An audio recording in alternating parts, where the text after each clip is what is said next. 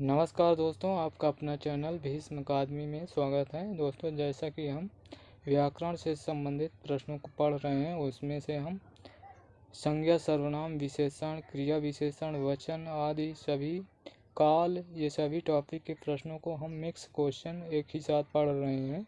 और यदि एक भाग इससे पहले भी पढ़ चुके हैं, यदि वह भाग आप नहीं देखे हैं और आप देखना चाहते हैं तो इसी सेशन के लास्ट में आपको प्लेलिस्ट का लिंक दिखाई देगा, उसमें क्लिक करके हमारे सभी वीडियो, केवल वही भाग नहीं, इसमें हमारे जितने भी लगभग 90-95 वीडियो हैं, आप सभी टॉपिक के प्रश्नों को देख सकते हैं। और दोस्तों, यदि हमारे चैनल पर नए हैं तो, यानी कि हमारा नहीं, आपका भी चैनल है और इस चैनल पर नए हैं तो चैनल को सब्सक्राइब कर लें, जिससे आने वाले सेशन का नोटिफिकेशन आपको भी सबसे पहले मिल सके। और दोस्तों, ये सभी प्रश्न यूथ कंपटीशन बुक में संकलित व्याकरण से संबंधित प्रश्नों की प्रीवियस ईयर प्रश्नों की श्रृंखला है। और दोस्तों, ये सभी प्रश्न किसी भी एग्ज़ाम में, चाहे छोटा हो चाहे बड़ा, चाहे सैनिक लेवल का हो चाहे शिक्षक लेवल का हो, किसी भी एग्ज़ाम में ये प्रश्न पूछे जा सकते हैं। और ये सभी प्रीवियस ईयर प्रश्नों की श्रृंखला है, जो कि पिछली परीक्षाओं में पूछे गए हैं, टीजीटी पीजीटी। तो इसके लिए आप ये सभी टॉपिक से प्रश्नों को देख सकते हैं। और इसमें से आपके पूरे टॉपिक संज्ञा, सर्वनाम, विशेषण, क्रिया विशेषण, काल आदि सभी टॉपिक के प्रश्न क्लियर हो जाएंगे। और दोस्तों, एक बार फिर से आप सभी से रिक्वेस्ट करेंगे कि यदि सेशन अच्छा लगे तो लाइक और शेयर ज़रूर करें। इससे हमें मोटिवेशन मिलता है, जिससे कि हम नेक्स्ट सेशन में एक नई एनर्जी के साथ आपके सामने उपस्थित होते हैं। और यदि चैनल पर नए हैं तो सब्सक्राइब कर लें, जिससे आने वाले सेशन का नोटिफिकेशन आपको सबसे पहले मिल सके। और यदि हमारे सभी वीडियो देखना चाहते हैं तो इससे पहले भी बता चुके हैं, इसी सेशन के लास्ट में आपको प्लेलिस्ट का लिंक दिखाई देगा, उसमें क्लिक करके हमारे सभी वीडियो देख सकते हैं। तो चलिए देर न करते हुए सेशन की शुरुआत करते हैं। प्रश्न है 152। कहत, नटत, रीझत, खींचत, मिलत, खिलत, लजियात, भरे भवन में करत हैं, नैनन हीसो बात।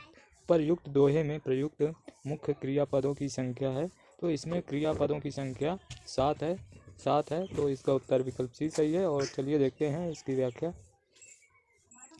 इस दोहे में 7 मुख्य क्रियापद हैं। पहला है कहत, यानी कि कहना, नटत नकारना, रीझत यानी कि रीझना, खींचत खींचना, मिलत मिलना, खिलत खिलना। 7वां है लजियात लजाना, जबकि एक गौण क्रियापद है बात करना इत्यादि। और ये रही इसकी व्याख्या। अगला प्रश्न है 153। लड़की जाए, यह वाक्य किस काल में है? तो यह वाक्य संभाव्य भविष्यत काल में है। विकल्प सी सही है। इसकी व्याख्या देखते हैं। लड़की जाए, यह वाक्य संभाव्य भविष्यत काल में है। जब कोई वाक्य भविष्य में किसी काल के होने की संभावना प्रकट करे तो वह संभाव्य भविष्यत काल का वाक्य होगा। और देखते हैं काल और वाक्य संभाव्य भविष्यत काल का वाक्य देखें। रमेश कल आगरे जाएं, तो ये है पूर्ण भूतकाल का वो आया था। वर्तमान काल का वह देखता है। राम खाता है इत्यादि, ये वर्तमान काल के। और सामान्य भूतकाल, सीता गई, राम गया, ये सामान्य भूतकाल के हैं। अगला प्रश्न है 154। मोहन ने पढ़ा, ये वाक्य संदिग्ध भूतकाल में होता है। तो ये मोहन ने पढ़ा, इसमें संदिग्ध भूतकाल में बनेगा, तो ये बनेगा मोहन ने पढ़ा होगा। इसका उत्तर विकल्प बी सही है। इसकी व्याख्या देखिए। मोहन ने पढ़ा है, इस वाक्य का संदिग्ध भूतकाल में वाक्य इस प्रकार होगा, मोहन ने पढ़ा होगा। शेष अन्य तीनों वाक्य संगत नहीं है। प्रश्न है 155। जहाँ न पहुँचे रवि वहाँ पहुँचे कवि में कौन सा उपवाक्य है? तो इसमें उपवाक्य है क्रिया विशेषण उपवाक्य। इसका उत्तर विकल्प सही है। और इसकी व्याख्या देखते हैं। जहाँ न पहुँचे रवि वहाँ पहुँचे कवि वाक्य में क्रिया विशेषण उपवाक्य है। जो उपवाक्य किसी क्रिया की विशेषता बताए क्रिया विशेषण उपवाक्य कहलाता है। प्रश्न 156 निम्नांकित वाक्यों में क्रिया विशेषण युक्त वाक्य कौन सा है? तो क्रिया विशेषण युक्त वाक्य इसमें लड़का रोते रोते घर पहुंचा, इसका उत्तर विकल्प सी सही है। और इसकी व्याख्या देखते हैं। लड़का रोते रोते घर पहुंचा वाक्य में रोते रोते क्रिया विशेषण शब्द है और अतः लड़का रोते रोते घर पहुंचा क्रिया विशेषण युक्त वाक्य है, जबकि अन्य तीनों वाक्यों में कोई क्रिया विशेषण नहीं। अगला प्रश्न है वह पढ़ता तो पास होता। वह पढ़ता तो पास होता इस वाक्य में कौन सा काल है? तो इसमें काल है हेतुमद भूतकाल। हेतुमद भूतकाल है। वह पढ़ता तो पास होता इसमें हेतुमद भूतकाल है। और इसकी व्याख्या देखते हैं। यहाँ पर काल और वाक्य दिए हैं। हेतुमद भूतकाल वो पढ़ता तो पास होता और सामान्य भूतकाल वो पास हो गया।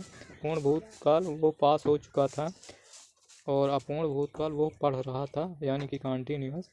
और पूर्ण परफेक्ट पास्ट यानी कि भूतकाल पूर्ण भूत। और अगला प्रश्न है 158 निम्नलिखित में से किसे अविकारी शब्द माना जाता है? तो अव्यय को अविकारी यानी कि इसमें कोई विकार नहीं होता, ज्यों का त्यों रहता है। जबकि संज्ञा सर्वनाम क्रिया इनमें सभी वचन और लिंग इनमें परिवर्तन हो जाता है तो इन्हें विकारी माना जाता है। और इसकी व्याख्या अविकारी अव्यय शब्द को अविकारी शब्द माना जाता है, जबकि संज्ञा सर्वनाम क्रिया विकारी शब्द है। संज्ञा उस विकारी शब्द को कहते हैं जिससे किसी विशेष वस्तु भाव जीव के नाम का बोध हो। सर्वनाम संज्ञा के स्थान पर प्रयुक्त होने वाले शब्द सर्वनाम कहलाते हैं। जिस शब्द से किसी काम का करना या होना समझा जाए उसे क्रिया कहते हैं। प्रश्न 159 किसी अन्य शब्द भेद का प्रयोग संज्ञा के स्थान पर नहीं होता है। तो इनमें से संज्ञा के स्थान पर नहीं होता समुच्चय बोधक। विकल्प बी सही है। विकल्प बी सही है।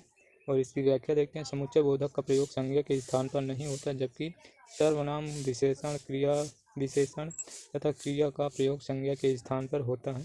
और समुच्चय बोधक अव्यय का एक भेद जिसे संयोजक भी कहते हैं, अर्थात दो वाक्यों अथवा शब्दों को मिलाने वाले समुच्चय बोधक कहते हैं। जैसे हंस दूध और पानी को अलग कर देता है, इसमें और शब्द समुच्चय बोधक है क्योंकि यह दूध और पानी शब्दों को जोड़ता है। प्रश्न 160 निम्नलिखित में से नाम धातु क्रिया कौन सी नहीं है? तो इनमें से नाम धातु क्रिया अपनाना नहीं है। अपनाना नहीं, इसका उत्तर विकल्प बी सही है। और इसकी व्याख्या देख दिए गए शब्दों में अपनाना नाम धातु क्रिया नहीं है। जो धातु संज्ञा या विशेषण से बनती है उसे नाम धातु कहते हैं। जो धातु संज्ञा या विशेषण से बनती है उसे नाम धातु कहते हैं। जैसे संज्ञा से हाथ हथियाना बात संज्ञा है और इससे बना बतियाना समझ संज्ञा है, ये इससे बन गया समझाना। विशेषण से चिकना से चिकनाना और गर्म से गरमाना ये सभी विशेषण से बनते हैं। अगला प्रश्न है 161 पुरुषवाचक सर्वनाम में मैं का संबंध रूप निम्नलिखित में से क्या होगा? तो मैं का संबंध रूप इनमें से मेरा होगा। विकल्प बी सही है। और इसकी व्याख्या देखते पुरुषवाचक सर्वनाम में मैं का संबंध मेरा होगा। इसके तीन भेद हैं, उत्तम पुरुष, मध्यम पुरुष, अन्य पुरुष। उत्तम पुरुष में मैं हम, मध्यम में तू तुम आप, अन्य पुरुष में वह वे यह ये सभी आते हैं। अगला प्रश्न है 162 हिंदी संज्ञाओं के विषय में निम्नलिखित में से कौन सा कथन सही है? तो इनमें से कथन सही है जो संज्ञा लेखन में अकारांत उनका उच्चारण व्यंजनांत ही होता है, तो यह सही है। इसका उत्तर विकल्प बी सही है। और इसकी व्याख्या जो संज्ञा लेखन में अकारांत और उनका उच्चारण व्यंजनांत ही होता है, हिंदी संज्ञाओं के विषय में ये कथन सही है। अगला प्रश्न है 163 निम्नलिखित में से कौन सा क्रिया विशेषण का भेद नहीं है? तो इनमें से क्रिया विशेषण का भेद गुणवाचक ये विशेषण का भेद है। इसका उत्तर विकल्प डी सही है।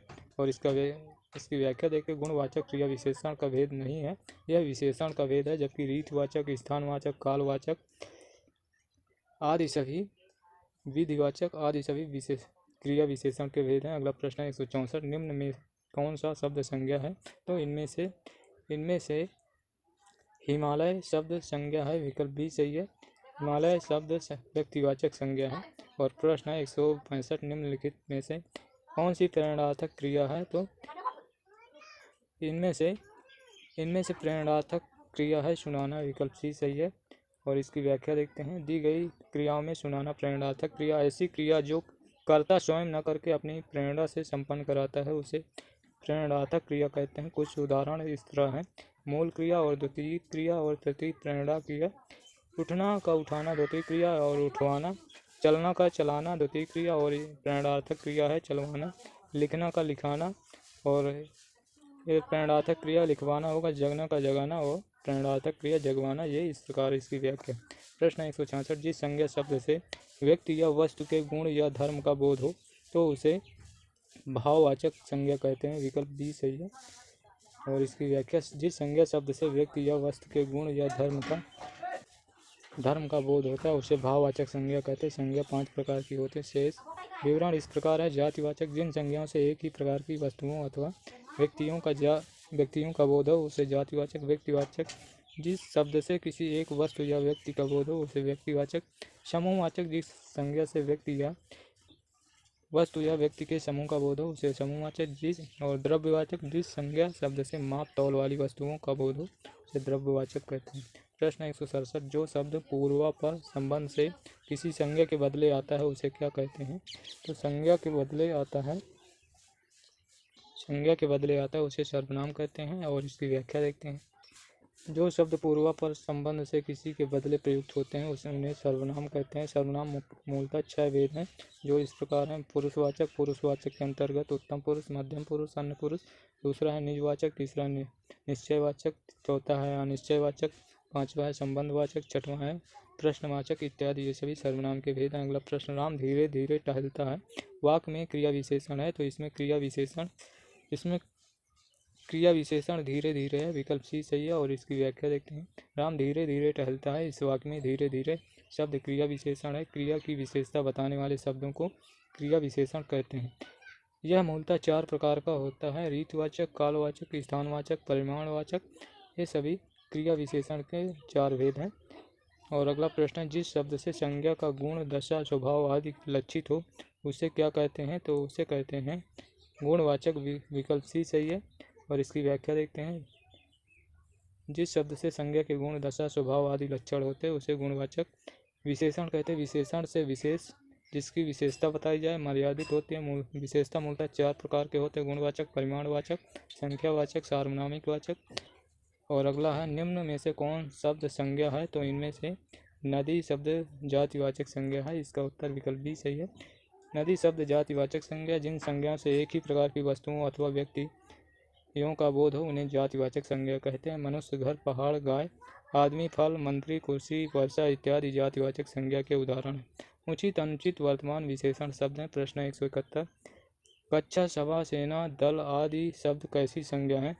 तो यह शब्द समूहवाचक हैं। विकल्प सी सही है। कक्षा, सेना, दल आदि ये समूह का बोध कराते हैं तो इसलिए समूह संज्ञा के द्योतक हैं। जिस संज्ञा से वस्तु अथवा व्यक्ति के समूह का बोध हो उसे समूहवाचक संज्ञा कहते हैं, जैसे गुच्छा, कुंज, मंडल, गिरोह आदि। प्रश्न 172, बुढ़ापा शब्द कौन सी संज्ञा का उदाहरण है? तो बुढ़ापा ये है भाववाचक संज्ञा। विकल्प सी सही है। विकल्प ए सही, सॉरी दोस्तों, विकल्प ए सही। बुढ़ापा भाववाचक है। विकल्प ए सही। बुढ़ापा भाववाचक संज्ञा का उदाहरण है। जिस संज्ञा शब्द से व्यक्ति, वस्तु या गुण, धर्म, दशा, व्यापार का बोध हो उसे भाववाचक संज्ञा कहते हैं, जैसे लंबाई, नम्रता, मिठास, बुढ़ापा, समझ, चाल आदि। भाववाचक संज्ञाओं का निर्माण जातिवाचक से भी होता है। विशेषण से, क्रिया से, सर्वनाम से, अव्यय से में प्रत्यय लगाकर होता है। और अगला प्रश्न है 173, कुछ, किसी, कोई, नहीं आदि शब्द किस प्रकार के सर्वनाम है? तो ये अनिश्चयवाचक सर्वनाम है। विकल्प बी सही है। कुछ, किसी, कोई, नहीं आदि ये अनिश्चयवाचक सर्वनाम है। जिस सर्वनाम में से किसी निश्चित वस्तु का बोध न हो अनिश्चयवाचक सर्वनाम कहते हैं। उसने कुछ नहीं खाया, इसमें कुछ अनिश्चयवाचक सर्वनाम है। प्रश्न 174, निम्नलिखित में से कौन सा सर्वनाम है? तो इनमें से आप ये निजवाचक सर्वनाम है। विकल्प ए सही है। दिए गए शब्दों में आप सर्वनाम है संज्ञा के स्थान पर प्रयुक्त होने वाले शब्द सर्वनाम कहते हैं, जैसे मैं, तुम, वह इत्यादि। मोटा शब्द गुणवाचक विशेषण, यमुना और काशी व्यक्तिवाचक संज्ञा। प्रश्न 175, निम्न में संयुक्त वाक्य का चयन कीजिए। तो संयुक्त वाक्य है मैं कश्मीर गया और वहाँ से फल ले आया। ये संयुक्त वाक्य है। और और अगला प्रश्न देखते हैं। प्रश्न 176, विशेषण के कितने भेद होते हैं? तो विशेषण के 4 भेद होते हैं। सार्वनामिक, गुणवाचक, परिमाणवाचक, संख्यावाचक, ये सभी 4 भेद होते हैं। इसकी व्याख्या देखते हैं। संज्ञा सर्वनाम की विशेषता बताने वाले शब्दों को विशेषण कहते हैं। जिसकी विशेषता बताई जाए उसे विशेष कहते हैं। विशेषण कुल 4 प्रकार के होते हैं और विशेषण की भी विशेषता बताने वाले शब्द को प्रविशेषण कहते हैं। प्रविशेषण कहते हैं। विशेषण कुल 4 प्रकार के होते हैं: गुणवाचक, परिमाणवाचक, संख्यावाचक, सार्वनामिक। और अगला प्रश्न है 177, प्रयोग के अनुसार सर्वनाम के कितने भेद होते हैं? प्रयोग के अनुसार सर्वनाम के 6 भेद होते हैं। प्रयोग के अनुसार सर्वनाम के 6 भेद होते हैं जो निम्नवत है। पुरुषवाचक, जिनमें से पुरुषवाचक भी 3 भाग में: उत्तम पुरुष, मध्यम, अन्य पुरुष। निजवाचक, निश्चय, अनिश्चयवाचक, संबंधवाचक, प्रश्नवाचक, ये सभी सर्वनाम के भेद। प्रश्न 178, मुझे थोड़ी चाय दो। मुझे थोड़ी चाय दो इस वाक्य में कौन सा विशेषण है? तो इस वाक्य में परिमाणवाचक विशेषण है। विकल्प बी सही है और इसकी व्याख्या देखते हैं। मुझे थोड़ी चाय दो वाक्य में थोड़ी शब्द परिमाणवाचक विशेषण है। परिमाणवाचक विशेषण से किसी वस्तु के माप तौल का बोध होता है। थोड़ी शब्द अनिश्चित परिमाणवाचक विशेषण है। अगला प्रश्न है 179, मैं नहीं जानता कि वह कौन है। मैं नहीं जानता कि वह कौन है इस वाक्य में रेखांकित वाक्य किस प्रकार का है? तो ये वो कहाँ है, ये वाक्य किस प्रकार का उपवाक्य है? तो ये संज्ञा उपवाक्य है। संज्ञा उपवाक्य है। विकल्प डी सही है। मैं नहीं जानता वो कहाँ है इस वाक्य में रेखांकित शब्द वो कहाँ है संज्ञा उपवाक्य है। जो आश्रित उपवाक्य संज्ञा की तरह कार्य करते हैं उसे संज्ञा उपवाक्य कहते हैं। संज्ञा उपवाक्य के पूर्व प्रायः की का प्रयोग होता है। और 180, उसका सब कुछ लूट गया इस वाक्य में कौन सा सर्वनाम है? तो उसका सब कुछ लूट गया इसमें अनिश्चयवाचक सर्वनाम है। विकल्प बी सही है और इसकी व्याख्या देखते हैं। उसका सब कुछ लूट गया इस वाक्य में अनिश्चयवाचक सर्वनाम का प्रयोग हुआ। इस सर्वनाम से किसी निश्चित वस्तु का बोध न हो उसे अनिश्चयवाचक सर्वनाम कहते हैं। कुछ, कोई आदि अनिश्चयवाचक सर्वनाम है और ये रही इसकी व्याख्या। अगला प्रश्न है 181, निम्नलिखित में से कौन सा शब्द संज्ञा है? तो इनमें से पहाड़ संज्ञा है। विकल्प बी सही है। उपर्युक्त में पहाड़ शब्द जातिवाचक संज्ञा, ऊंचा, नीचा, गहरा, ये सब विशेषण शब्द हैं। पहाड़ शब्द से बना विशेषण पहाड़ी होगा। इसमें ई प्रत्यय लगाने से विशेषण बन जाएगा और पहाड़ी बन जाएगा। प्रश्न है ओह मेरा सिर फटा जा रहा है वाक्य है। तो ये विस्मय वाचक वाच्य है। विकल्प सी सही है। ओह मेरा सिर फटा जा रहा है, इसमें विस्मय वाचक वाक्य है। ऐसे वाक्य जिनसे आश्चर्य, दुख, सुख का बोध हो विस्मय वाचक कहलाते हैं। ऐसे भाव प्रकट करने वाले अव्यय के साथ सदैव विस्मयादि चिन्ह यानी कि इसका प्रयोग होता है। अर्थ के आधार पर वाक्य के कुल 8 भेद होते हैं। विस्मय वाचक उनमें से एक है। प्रश्न 183, उसने कुछ खाया नहीं वाक्य रेखांकित पद है। तो इनमें अनिश्चयवाचक सर्वनाम है। विकल्प ए सही है और इसकी व्याख्या देखते हैं। उसने कुछ खाया नहीं वाक्य में अनिश्चयवाचक सर्वनाम है। जिस सर्वनाम से किसी वस्तु का निश्चित बोध नहीं होता उसे अनिश्चयवाचक सर्वनाम कहते हैं। जैसे कोई आया है, दूध में कुछ मिला है, ये अनिश्चयवाचक है। अगला प्रश्न 184, संज्ञा पद का परिचय देते हुए समय क्या बताना आवश्यक नहीं है? तो इनमें से बताना आवश्यक नहीं है विशेष। विकल्प सी सही है और इसकी व्याख्या देखते हैं। संज्ञा पद का परिचय देते हुए विशेष बताना आवश्यक नहीं, क्योंकि संज्ञा पद ही विशेष होता है। जैसे राघव सुंदर है, तो इनमें राघव विशेष है। और अगला प्रश्न है 185, निम्नलिखित में से कौन सा शब्द अविकारी है?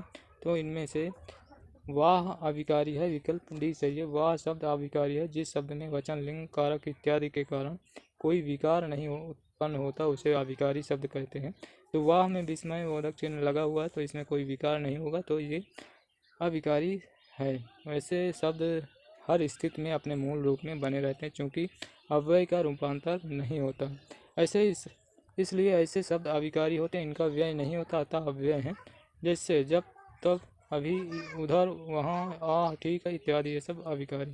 प्रश्न है, निम्नलिखित में से भाववाचक संज्ञा शब्द है।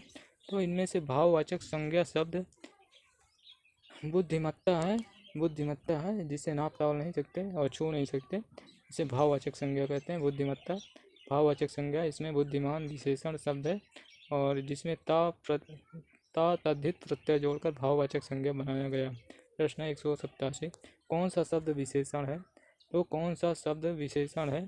तो इनमें से चचेरा शब्द विशेषण है और इसकी व्याख्या देखते हैं। चचेरा शब्द विशेषण है, इसमें चाचा संज्ञा में एरा प्रत्यय लगाकर चचेरा शब्द बना है। शेष विकल्प तर्क संगत नहीं।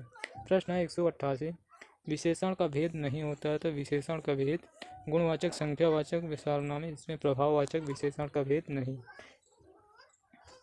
प्रश्न है अगला, वह ऊपर नीचे जाता रहता है, वाक्य में अव्यय है। तो इसमें अव्यय शब्द है।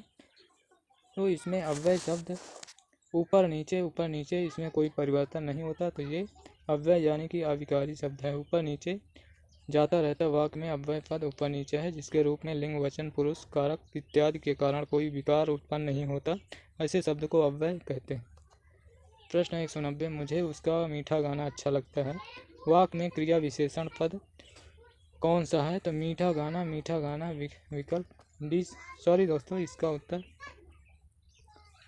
उत्तर अच्छा विकल्प सी सही है। मुझे उसका मीठा गाना अच्छा लगता है, वाक्य में क्रिया विशेषण पद अच्छा है, ये गुणवाचक विशेषण के अंतर्गत आता है। जिस शब्द से संज्ञा का गुण, दशा, स्वभाव आदि लक्षित हो उसे गुणवाचक विशेषण कहते हैं। अगला प्रश्न 191, उनकी आर्थिक स्थिति बिगड़ गई, वाक्य में विशेषण पद है।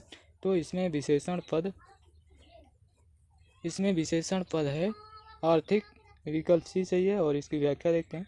उनकी आर्थिक स्थिति बिगड़ गई, वाक्य में आर्थिक विशेषण है, जो संज्ञा या सर्वनाम की विशेषता बताए उसे विशेषण कहते हैं। और प्रश्न 192, उसने कविता पढ़ी होगी, वाक्य का काल है। तो उसने कविता पढ़ी होगी, इसमें काल है, तो इसमें संदिग्ध है, विकल्प सी सही है। उसने कविता पढ़ी होगी, वाक्य में संदिग्ध का भूतकाल है और ये संदेह बना रहता है कि भूतकाल में कार्य पूरा हुआ था या नहीं। आसन भूतकाल क्रिया की समाप्ति निकट भूत में या तत्काल ही सूचित होती है। पूर्ण भूत में काल क्रिया के उस रूप को पूर्ण भूतकाल कहते हैं, जिससे क्रिया की समाप्ति के समय का स्पष्ट बोध होता है कि क्रिया को समाप्त हुए काफ़ी समय बीत चुका है। जैसे उसने मुरारी को मारा था, वो आया था, सामान्य भूत है, जिससे भूतकाल की क्रिया के विशेष समय का ज्ञान न हो, जैसे मोहन आया, सीता गई इत्यादि। अगला प्रश्न है 193, संबंधवाचक सर्वनाम वाला वाक्य कौन सा है? तो इसमें संबंधवाचक सर्वनाम वो कौन है जो रो पड़ा है, इसका उत्तर विकल्प बी सही है और इसकी व्याख्या देखते हैं। वो कौन है जो रो पड़ा, यह वाक्य संबंधवाचक सर्वनाम का जिस सर्वनाम वाक्य में किसी दूसरे सर्वनाम से संबंध स्थापित किया जाए उसे संबंधवाचक सर्वनाम कहते हैं। जो सो ये संबंधवाचक सर्वनाम में अक्सर आते हैं। प्रश्न 194, निम्नलिखित में से विशेषण शब्द छांटिए। तो इनमें से विशेषण शब्द है गंभीर विशेषण शब्द है, विकल्प डी सही है और इसकी व्याख्या दिए गए शब्दों में गंभीर विशेषण शब्द है जो संज्ञा या सर्वनाम की विशेषता बताए उसे विशेषण कहते हैं। जिसकी विशेषता बताई जाए वो विशेष कहलाता है और यदि विशेषण की विशेषता बताई जाए तो उसे प्रविशेषण कहते हैं। प्रश्न 195, वो इधर उधर घूमती रहती है, वाक्य में अव्यय पद है। तो अव्यय पद इधर उधर है, विकल्प भी सही है। वो इधर उधर घूमती रहती है, इस वाक्य में इधर उधर अव्यय पद है, अव्यय पद जिसके रूप में लिंग, वचन, पुरुष, कारक इत्यादि के कारण कोई विकार उत्पन्न नहीं होता, ऐसे शब्द को अव्यय कहते हैं। उपर्युक्त वाक्य दिशा वाचक अव्यय है क्योंकि इससे दिशा का बोध होता है, जैसे इधर उधर, जिधर, दूर, परे, अलग, दाहिने बाएं, आर पार, ये सभी दिशा वाचक अव्यय हैं। अगला प्रश्न 196, विशेषण पद का परिचय देते समय क्या बताना आवश्यक नहीं है? तो इनमें से क्रिया का आवश्यक नहीं होता, विकल्प भी सही है और इसकी विशेषण पद का परिचय देते समय क्रिया बताना आवश्यक नहीं होता। अगला प्रश्न 197, सुश्री हिमा दास दौड़ में प्रथम स्थान पर आई हैं, वाक्य में भाववाचक संज्ञा शब्द क्या है? तो भाववाचक संज्ञा शब्द है दौड़, इसमें विकल्प डी सही है और इसकी व्याख्या देख। सुश्री हिमा दास दौड़ में प्रथम स्थान पर आई, इस वाक्य में दौड़ भाववाचक संज्ञा है। भाववाचक संज्ञाओं का निर्माण जातिवाचक संज्ञा, विशेषण, क्रिया, सर्वनाम, अव्यय में प्रत्यय लगाकर होता है। यहाँ पर क्रिया से भाववाचक संज्ञा निर्माण हुआ है क्योंकि दौड़ना क्रिया से दौड़ भाववाचक संज्ञा बना है। प्रश्न है 198, वाक्य में क्रिया विशेषण पद कौन सा है? परीक्षा नज़दीक है, कुछ पढ़ भी लो, परीक्षा नज़दीक है, कुछ पढ़ भी लो। इसमें क्रिया विशेषण पद है, कुछ विकल्प सी सही है। परीक्षा नज़दीक है, कुछ पढ़ भी लो, ये वाक्य में कुछ क्रिया विशेषण पद है क्योंकि यह पढ़ना क्रिया की विशेषता बता रहा है। और अगला प्रश्न है 199, निम्नलिखित में से विशेषण शब्द चुनिए। तो इनमें से विशेषण शब्द कौन सा है? तो इनमें से विशेषण शब्द है सीख। इनमें से विशेषण शब्द है पाक्षिक, विकल्प सी सही है। दिए गए शब्दों में पाक्षिक विशेषण शब्द है और यहाँ पक्ष संज्ञा विशेष एक प्रत्यय लगाकर पाक्षिक विशेषण शब्द बना है। अगला प्रश्न 200, निम्न में से कौन सी प्रेरणार्थक क्रिया नहीं है? तो इनमें से सीखना प्रेरणार्थक क्रिया नहीं है। सीखना प्रेरणार्थक क्रिया नहीं है जिन क्रियाओं से इस बात का बोध हो कि कर्ता स्वयं न कर किसी दूसरे को कार्य करने के लिए प्रेरित करता है, वो प्रेरणार्थक क्रिया कहलाती है। जैसे लिटाना, जगाना, बुलाना, दिलाना, लिखाना, पिलाना आदि ये प्रेरणार्थक क्रिया। प्रश्न 201, दासत्व किस प्रकार की संज्ञा है? तो ये भाववाचक संज्ञा है। इसमें त्व प्रत्यय लगा हुआ तो ये भाववाचक।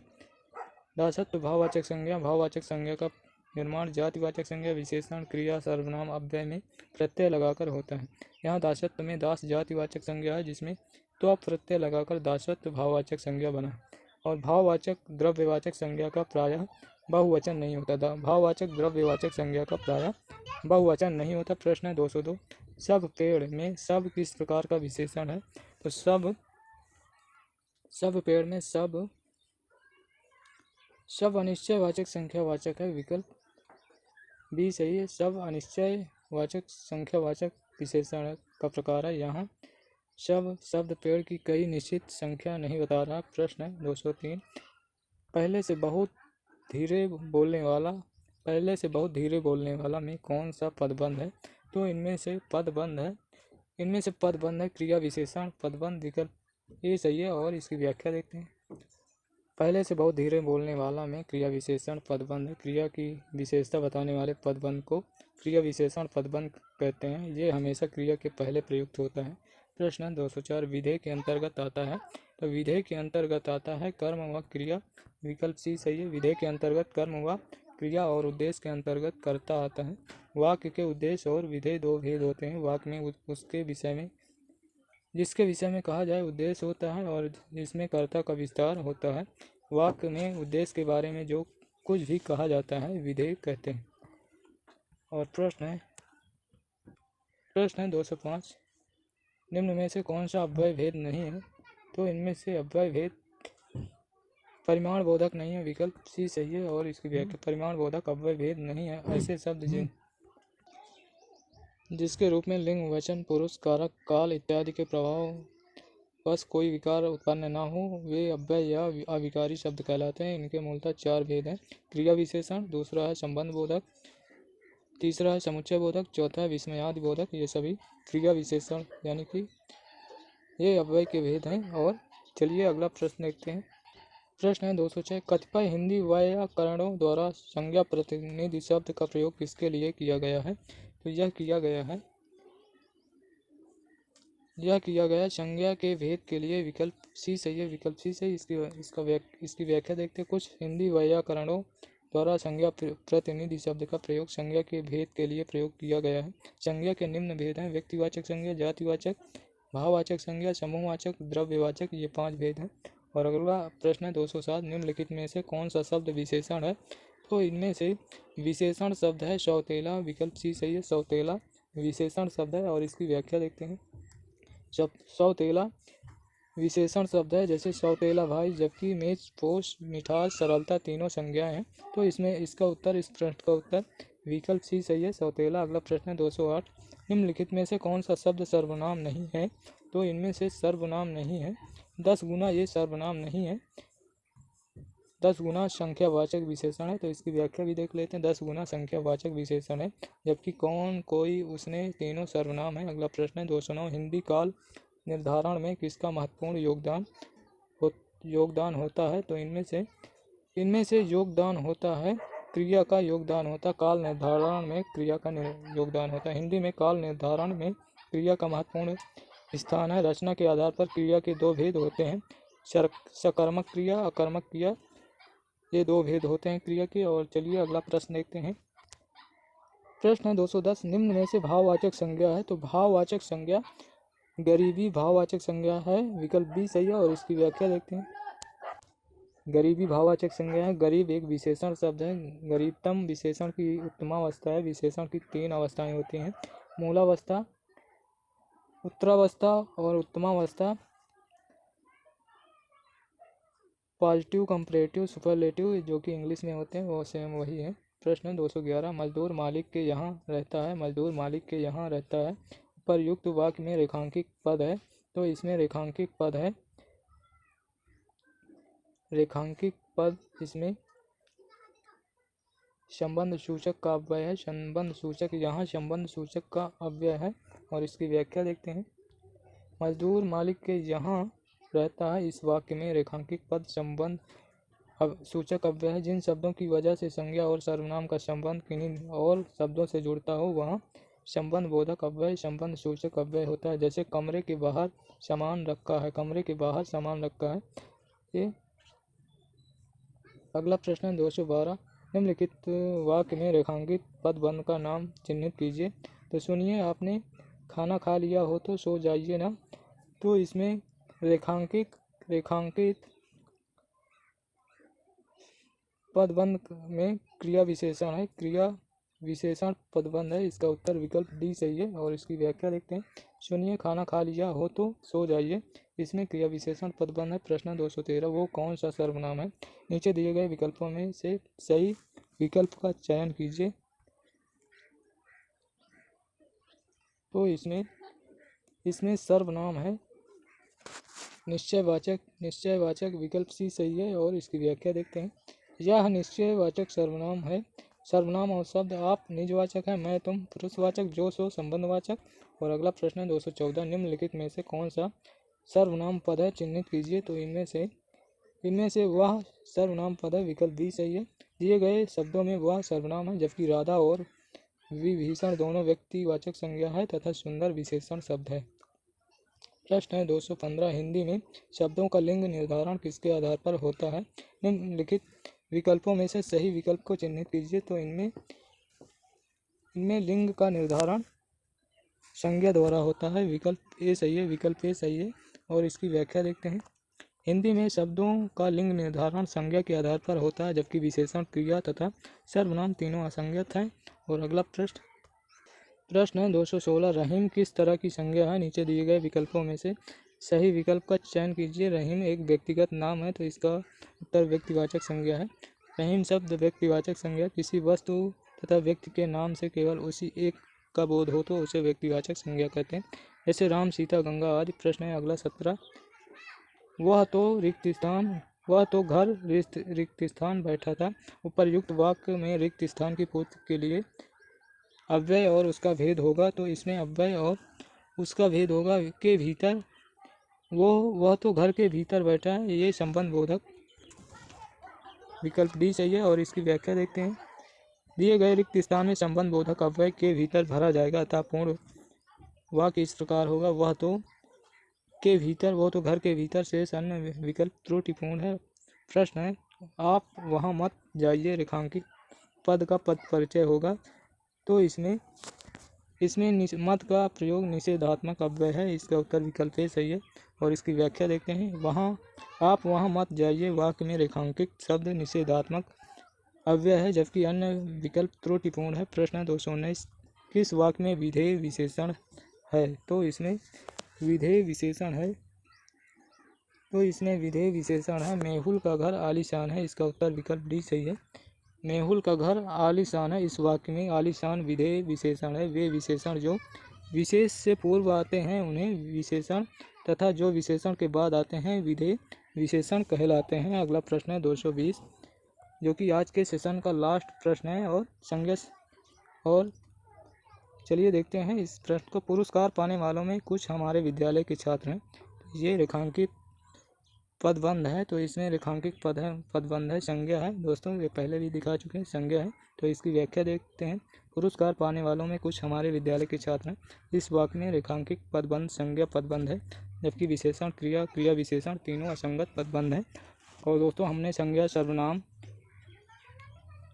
क्रिया विशेषण, विशेषण, वचन इत्यादि सभी टॉपिक के प्रश्नों को हमने 2 भागों में ही कवर कर लिया। और दोस्तों ये टॉपिक लगभग सभी जिसमें व्याकरण से संबंधित प्रश्न आते हैं, तो ये टॉपिक सभी परीक्षाओं में आते हैं, चाहे कोई भी एग्ज़ाम हो हिंदी से संबंधित जिसमें व्याकरण आता है, चाहे टीजीटी पीजीटी हो, किसी भी स्टेट से संबंधित, चाहे सैनिक वर्ग के एग्ज़ाम हो, किसी भी एग्ज़ाम में ये सभी टॉपिक आते हैं। तो इसके लिए आप भी पढ़ सकते हैं, कोई इसमें बाउंडेशन नहीं है। तो चलिए फिर मिलते हैं नेक्स्ट सेशन में। और इससे पहले हम आपसे रिक्वेस्ट करेंगे कि यदि सेशन अच्छा लगा हो तो लाइक और शेयर ज़रूर करें, और चैनल पर नए हैं तो सब्सक्राइब कर लें, जिससे आने वाले नेक्स्ट सेशन का नोटिफिकेशन सबसे पहले मिल सके। तो फिर मिलते हैं नेक्स्ट सेशन में, तब तक।